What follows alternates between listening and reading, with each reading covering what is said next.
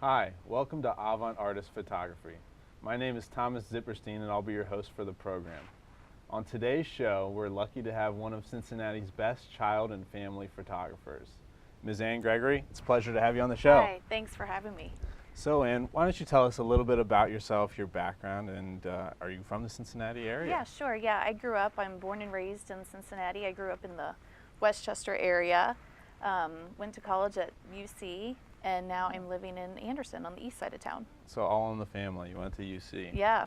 So did you study photography when you went to UC? I didn't, no. I studied marketing. I have a business degree with a minor in international business. And so after college, I started working at advertising agencies. I've worked several across the tri-state, and now I have moved on and I still freelance, but now I'm 100% photography. Wow, that's pretty cool. So you made the transition. Was there something that you knew at the advertising agencies that brought you to photography? Well, I think kind of going back a little bit, my mom was a photographer growing up, and she had a business as well. And so when I was younger, I used to assist her and go on her shoots with her, and there was always a desire and an interest in it. So when I was in college, I just felt like, oh, I have to get a degree and kind of go this way. But as time went on, and as I was planning my wedding and I was working with my wedding photographer, I was like, gosh, I really am interested in this, and I think this is something I want to do. So I assisted her for a couple of weddings, but it wasn't until my kids were born that I actually bought my first real camera and thought, geez, I'm pretty good at this. I really love to do this, and I'm going to go for it. How big is your operation? Do you have any employees? Sure, no, I'm like a one-woman shop, so it's me. I've hired second shooters before to assist me on shoots, but for the most part, it's just me.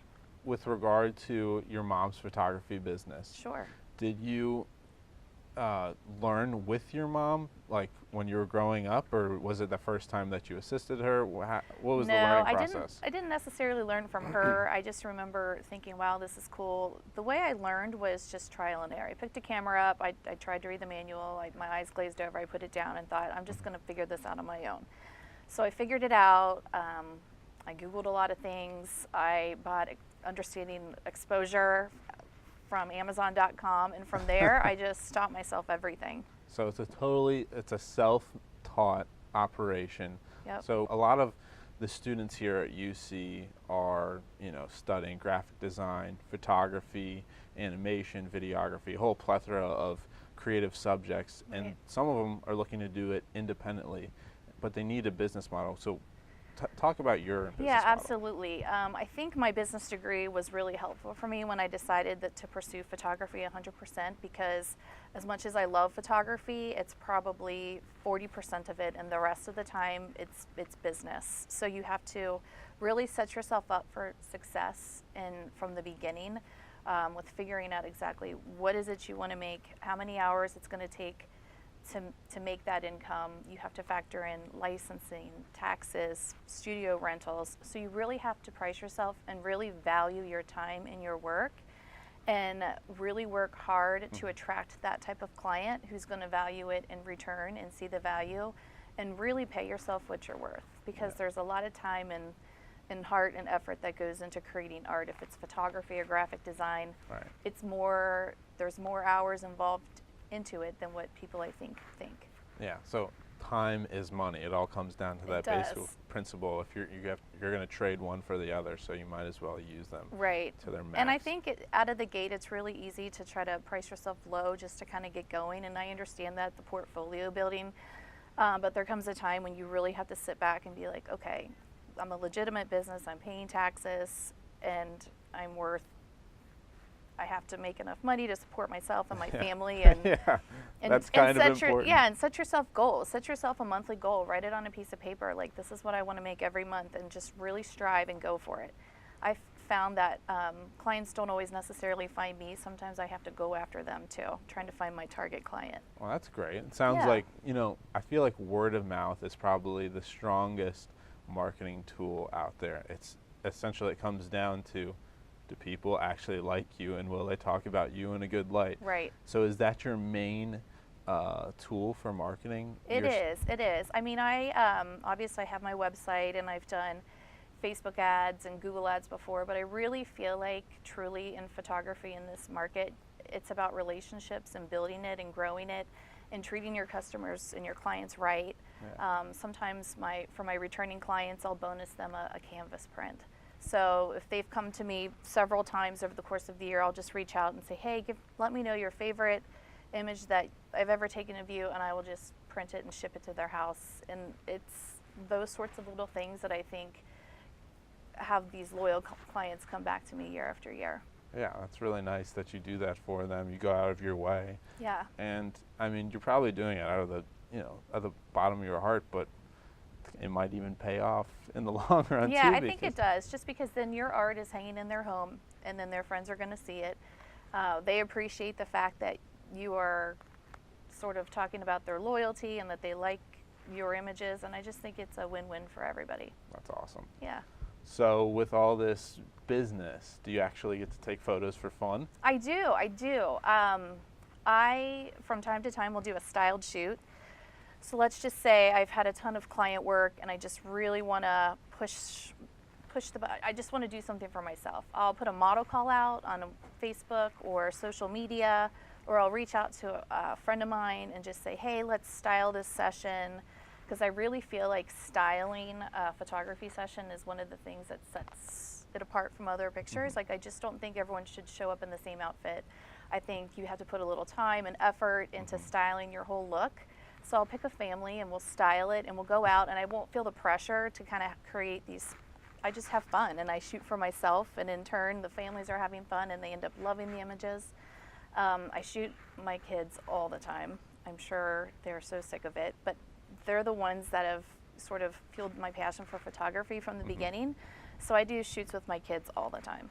That sounds like a lot of fun. So what about photography made you go into shooting with children and families, Sure. as opposed to, you could do architectural or more Right. still life sort of Right. images?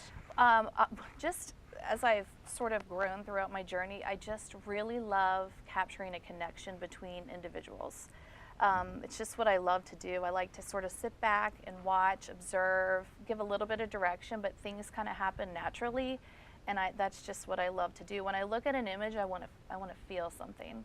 I think it's great to take pictures of everybody looking and smiling perfect, but the ones that really get me are the interactive ones, with a mom kissing their child or a dad looking at their family. You don't always have to be looking and smiling at me. I want to feel something and push and go a little bit further. Right. It wouldn't be natural if everybody's got this plastic smile Right. on their face. We start out with those because we kind of call it the money shot. Let's start out with everybody looking, because everybody wants those. You want to get that out of the way You want to get it, too. and then we move on and we have fun and we play games and do all sorts of funny things to really get a genuine reaction and a smile out of everybody. Yeah. So what sort of funny things do you do? I saw on your website, to be perfectly honest, Yeah. it says you have no shame. You'll I do don't. sort of things like tickling and Right. sing-along songs Yeah. and chasing the kids around. My best friend says I turn into a circus clown during my shoots, which I guess is kind of true. But, it doesn't have to be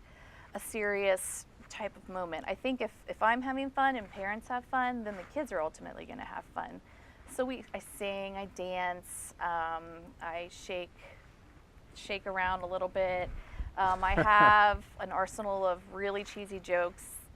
It works. What's one of the goofiest situations that you've had on set? Oh, I'm trying to think. Well, I shoot a lot of newborn babies, and we shoot them in their birthday suits, so there's a lot of accidents going on all the time on my setups, usually on a white blanket. And parents are absolutely mortified, and I say, don't worry about it. If I'm shooting a baby here, he's going to pee or poop all over my blanket, and that's okay. Speaking of newborns and young children, what's one of the toughest things about working with them? Sure. Well, newborn photography, there's a lot more to it than just laying a sleeping baby down. It can take up to 4 hours to do a full shoot. Yeah. It just takes a lot of time and patience to stop for feeding, soothing, posing.